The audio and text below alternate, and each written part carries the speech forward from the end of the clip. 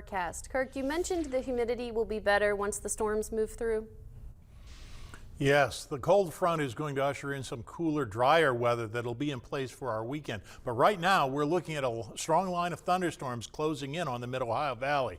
As you can see, it has some cores that are probably producing hail in a couple of different locations to the west of Athens, just to the north, also just exiting Monroe County into Noble County. Again, this line goes all the way up to the north and the east, and it's just arriving. Now, the good news is the severe thunderstorm watch has been released for a good portion of the area, but it's still in effect for Noble and Monroe.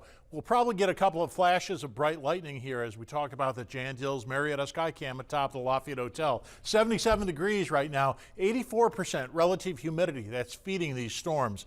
The winds out of the south-southwest at 7 miles per hour, and the barometer 29.83 inches and rising.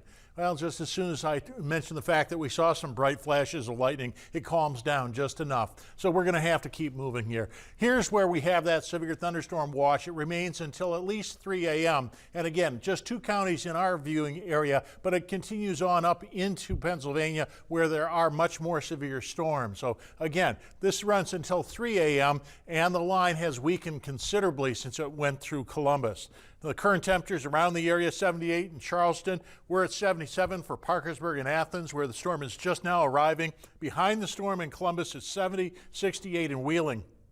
Breezes ahead of this are from the southwest, maybe 6 to 7 miles per hour. And we're a good 5 to 6 degrees warmer than we were last night at the same hour.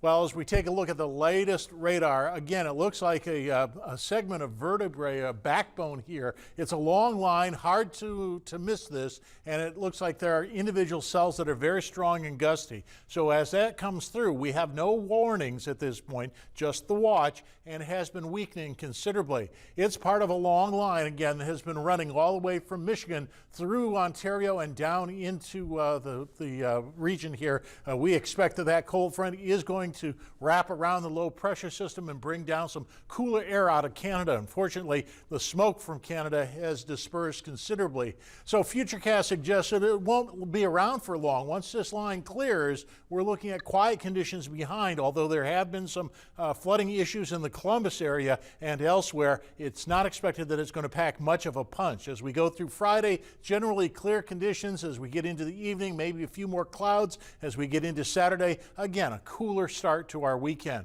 So the humidity forecast suggests that it's very humid ahead of the storms. That's acting as fuel for the storms, but we drop down into the comfortable area as we go through the weekend before we resume. Now, we were talking about the smoke from Canada. It really looks like it's dispersed considerably as that storm has arrived. And so the convective outlook for today has been pretty much on schedule, but it looks like the storms are weakening at this point. So the severe thunderstorm watch continues, as we've been saying.